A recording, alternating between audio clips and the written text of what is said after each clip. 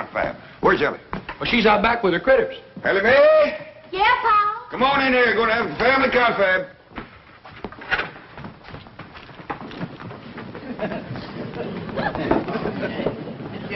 Now, as you all know, poor widow Fenwick and her young'un is coming to spend the day, and we all got lots to do. Fenwick.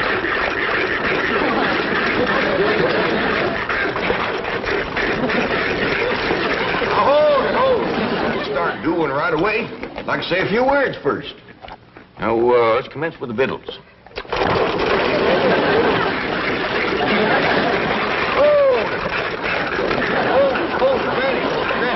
I mean the victuals for the Fenwicks. What you got planned? Possum stew, grits and jowls, some corn pone, and some pickled crawdads. Sound a little rich for folks that ain't ate for a while. Well, maybe you're right, Jed. To get the wrinkles out of their belly, I'll start them off with some nice hot owl soup. That'll be fine. Now, Ellie, you and Jethro delivered them that box of clothes, right? That's right, Pal. I never knowed there were so many needy folks in Beverly Hills. Me neither. But by doggies, you gotta admire that widow Fenwick. She's poor but proud. Jethro and Ellie tells me that right across the front of this little house of hern, she's got writ big as life, Fenwick House.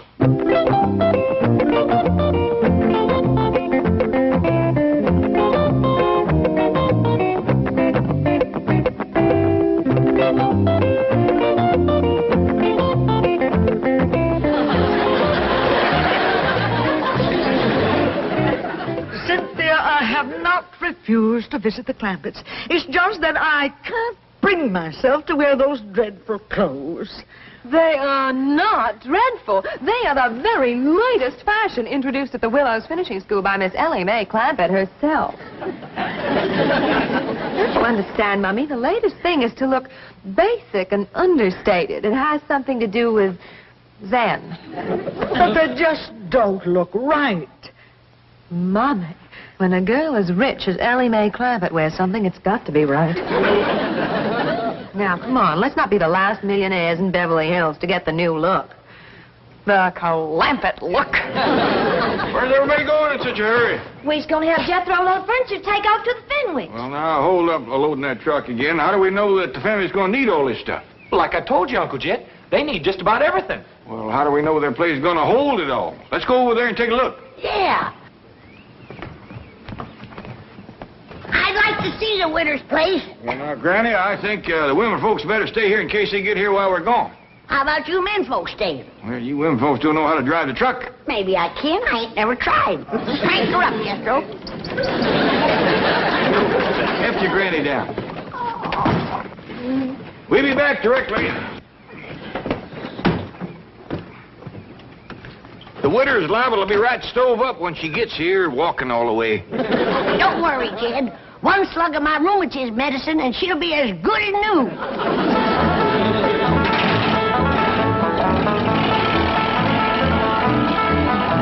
Granny, can your rheumatism medicine sure enough cure rheumatism?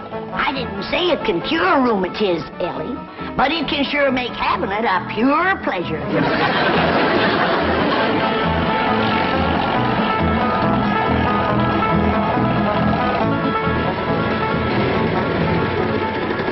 We don't want to embarrass them, Jethro, so if they still at home, we'll right quick drive by. Don't look like nobody's home, Uncle Jet. Well, come on, let's take a look around.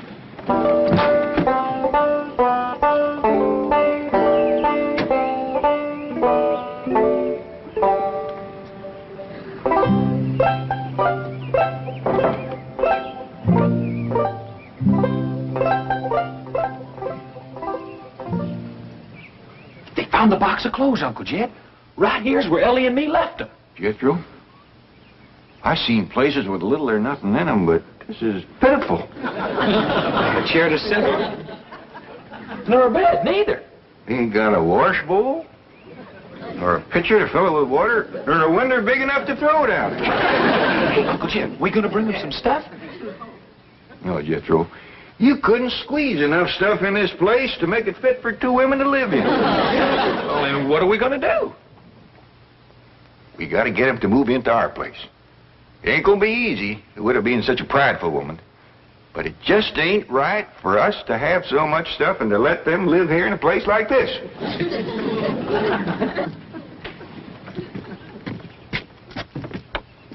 Now, there's something I just can't understand. How can folks live in a big, fine house like that and let a poor, starving widow and her young'un live in a place like this right outside their gate? Uncle Jed, let's go up and give them what for. It ain't for us to speak judgment on them. Maybe the spirit of love will take hold like it did Miss Drysdale. The Clampett are moving from last to last. The Clampett are moving from last to last.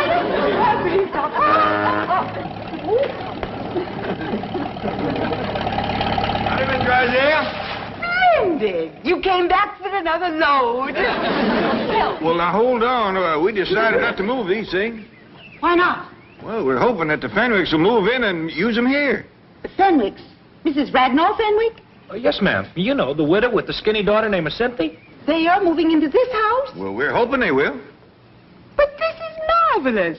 I've been trying for years to meet Mrs. Radnor Fenwick, and now she's going to be my next-door neighbor. Well, it ain't for certain yet.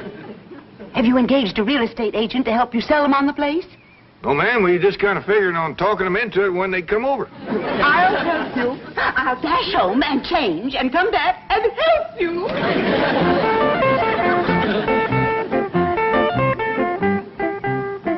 You see what I mean, Jethro? The spirit of love has put wings on her feet. That's what I'll say, Uncle Jed. Just look at her go over that head.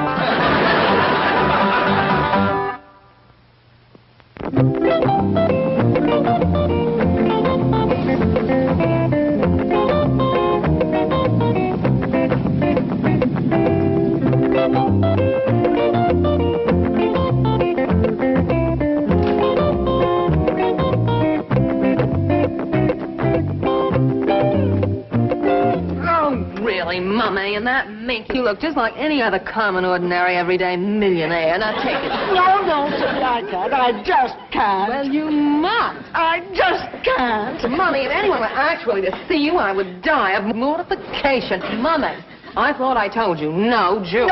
No, Cynthia. I feel positively nude without diamonds. I'm trying to achieve the Clampett look, a look of studied slovenliness. Oh, Beasley, upstairs, please. No, Cynthia, not those buckets. Be silly, Mummy. Yesterday, Ellie Mae Clampett carried one to school, and the effect was devastating. Oh, dear, if your father could see us now, he'd just turn over in his mausoleum. Beasley, get the rolls out of sight quickly. We'll call you if we need to. Yes, Beasley, park it close by. Yes, I'll phone you to the front seat number. Oh, Mummy, look at that. Yes. Disgraceful, isn't it? Disgraceful? It's fabulous. Unbelievably understated. It's probably the only purely existentialist car in Beverly Hills. We must have it copied. Cynthia, we've used nothing but rolls for decades. Oh, Mommy, this is progress. Don't you understand? Frankly, no. I seem to have lost all sense of values. It's like a nightmare. Well, here, come sit down and pull yourself together before we meet them. Oh, it's just all so confusing. I just know this never could have happened if Coolidge was still in the White House. Paul, don't you want me to set the table in the fancy eating room? I reckon not, Ellie. We gotta be special careful not to put on airs around the poor widow. Let's eat in the kitchen family style like we always have. Well, that's a good idea. If we want the Fenwicks to move in here with us, we gotta make them feel like this family. Jed, is the Fenwicks moving in with us lock, stock, and barrel? Granny, the Fenwicks ain't got a lock, stock, and barrel to move in with. Right, Ellie? That's right, Paul. Not even a rain barrel. He ain't got a pump. He ain't got a place to wash at all. Well, the best thing to do when they get here is to stick them in the tub and scrub them down. I don't think they'd take to that right off. Hey, Ellie Mae. Come on, Ellie, let's go swimming. What's the matter with you? We've got company coming. Oh, Granny, I'm hot and tired. You get into some decent clothes. Now, hold on, Granny. I think maybe Jethro solved their problem. You see there, Granny? I solved your problem. What problem, Uncle Jed? getting the Fenwick scrub without shaving them none. You mean I should do it? Oh, you just go for a swim in the cement pond and take along a cakey Granny's lye soap and a nice stiff brush. Ellie Mae, when the widow and her young'un get over here, you invite them down to the cement pond for a swim. Okay, Pa? When they get down to the pond, Jethro, you commence the soaping and the scrubbing and the splashing, and they'll get the idea. Dingies, that's a first-rate notion. Oh, thank you, Granny. There goes that spooky music, coming out of the walls again. Boy, it's pretty. Yeah, I hope it keeps playing till the widow gets here. It might cheer her up. Well, someone best open the door. As soon as that music starts to play, someone's going to come a knocking at the door. I noticed that. Take a look outside, Ellie. And you get your nakedness out of sight.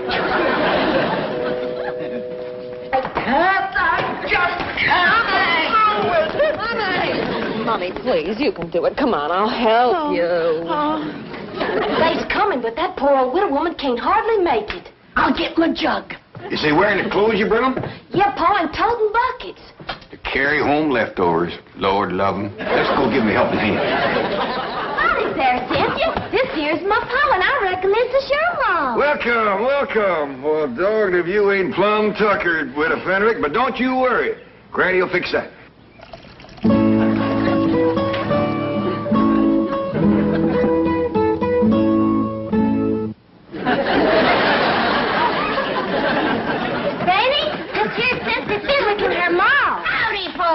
Take their buckets out to the kitchen, Ellie. Yes, sir, Pa.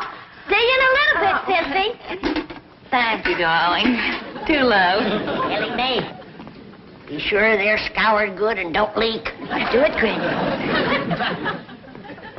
Here, widow, this'll brace you up. Oh, thank you. Orange pickle? No, white lightning. Oh, I'm not familiar with the blend, but tasty. Got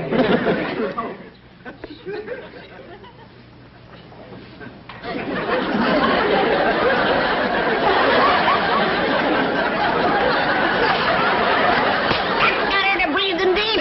Here, Mommy, have a cigarette, darling.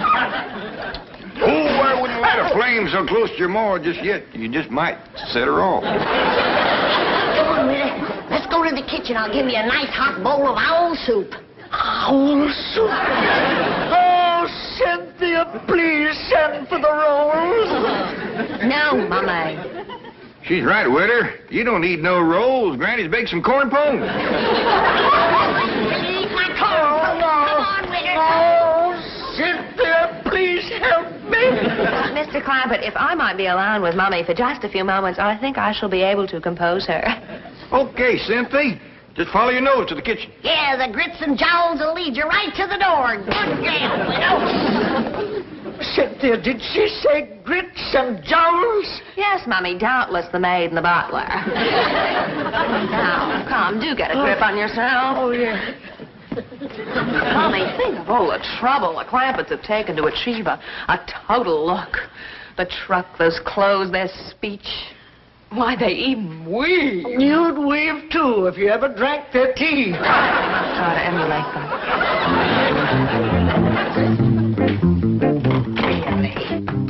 They'll never sell this house to the Fenwicks. We can practice on the cleaning woman. Howdy there. Are you Grits? I beg your pardon. Oh, we all is looking for grits and jowls. Well, you'll find them in the kitchen. And please stay there, out of sight. Now, see here. We uns is friends of the Clampetts. Obviously. And the sooner you're all out of Beverly Hills, the better. Meantime, stay out of sight in the kitchen. That is the surliest cleaning woman I've ever seen. See, Mommy, even the Clampetts have a servant problem. Yes, for the first time, I'm beginning to feel a common bond with them. We're both members of an oppressed minority group. Millionaires.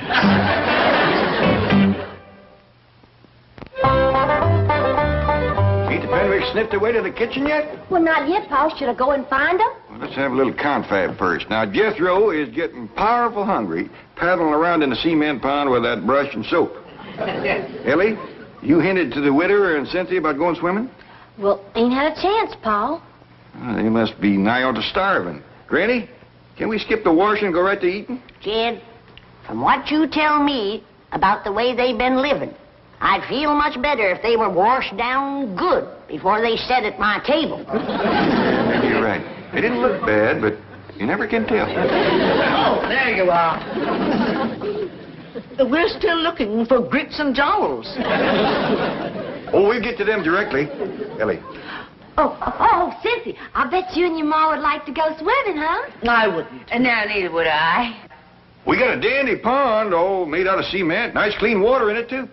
And plenty of room to splash around and work up a good lather. No, thank you. No, I'll pass, too.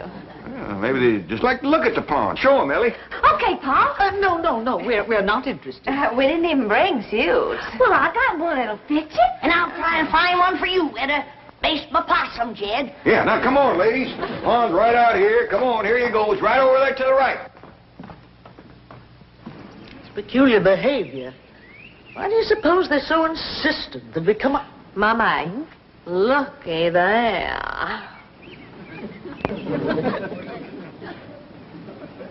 Magnificent. What a specimen of manhood. Who do you suppose he is? Let's find out. Clampett! Oh, Mr. Clampett. Who is that Adonis by the side of the pool? Adonis? That magnificent creature with the rippling biceps. Let's take a look, ma'am. That's why they wanted us to see the pool. They're going to attempt a little matchmaking. I hope so.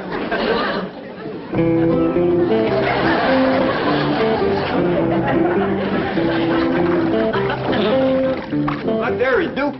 Duke! He has a title? Yeah, Duke. Duke of what? Where's he from? Well, he was born in Oxford. He's been with us since he was a little feller. Then he's the Duke of Oxford. Yeah, I reckon so. We just call him Duke. He hasn't got a wife, has he? Well, he's had his share of lady friends, but nobody right at the moment. Cynthia, I sure do hope you change your mind about going swimming. Oh, I have.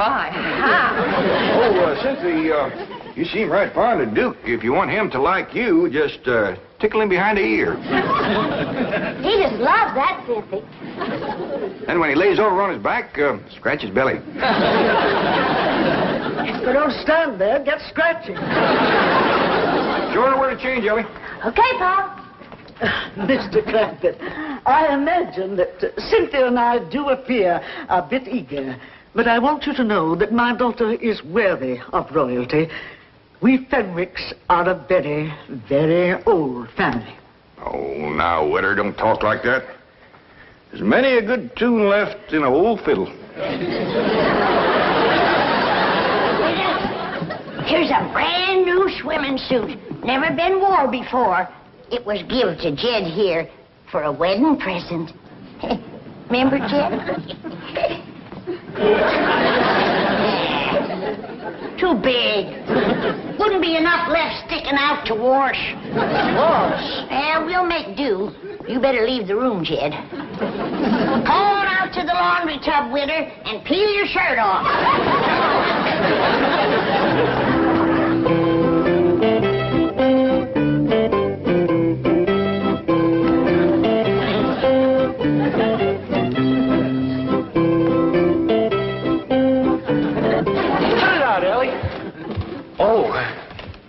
Excuse me. Howdy, ma'am. Your Grace. Yours, too. Permit me to present myself to you. Well, thank you very kindly, but I don't think my Uncle Jed would let me keep you. Oh, Your Grace. Yours, too. I am Cynthia Fenwick. Oh, hey, is your ma coming? No, we are quite alone. Well, shall we go in the water? No, I'd rather not. Well, then why don't you just sit here and you can watch me? Your Grace. Yours too.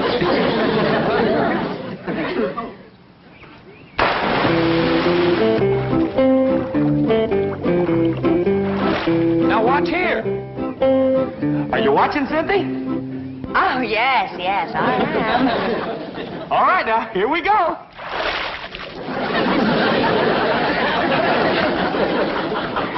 You get the idea? Well, it looks as if you are taking a bath.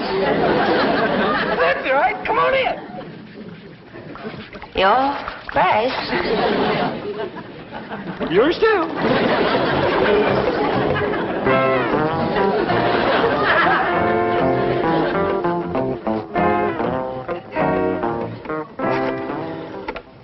Mobile operator, give me JL 13411. No, make that 12. I want the front seat. I thought I told you to stay out of sight in the kitchen. Now look here. I have taken all the abuse I intend to take in this house. Clampett look or no Clampett look. Duke or no Duke. I refuse to... Oh, Beasley! Come quickly, please. Now you get out of here. And take that other antique with you. I refuse to take orders from a poorly dressed, ill-mannered, overweight cleaning woman. Why, you loutish hillbilly. I am Mrs. Milburn Drysdale. And what does that mean? It means that I am a pillar of society. You were a pillar. I am cutting you down to a stump. Don't you dare pull a knife on me. The only thing I'm going to pull on you is your head. Yeah, Jethro, Granny said she had trouble scrubbing the witter. How'd you do with the daughter? I tried, Uncle Jet, but that girl ain't washed in so long I couldn't sell her on the idea. Granny said the witter bucked like a mule, too, and then she busted loose and run. Can we eat now? Yeah, Jethro, scoot up the back way and get some clothes on.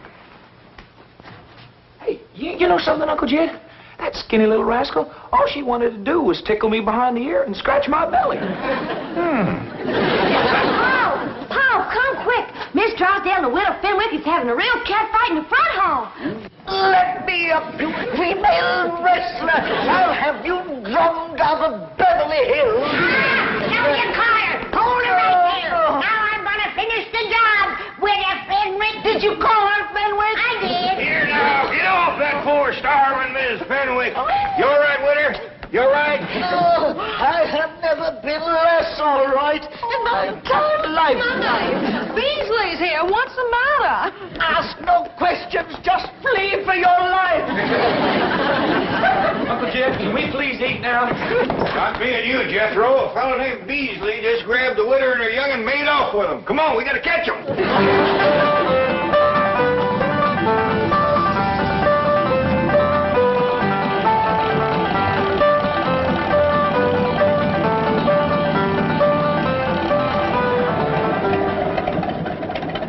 Right in there, Uncle Jed. Now the gates are closed. Well, I'll be doggone. That Beasley feller's the one that lives in that big mansion. And he's taken the widow and Cynthia into his house. Bound and scraping to him, too. Uncle Jed, you was right about not speaking judgment on that rich fella. Yeah, looks like the spirit of love sure took a hold of him, all right. Come on, Jethro, let's go home and have some possum.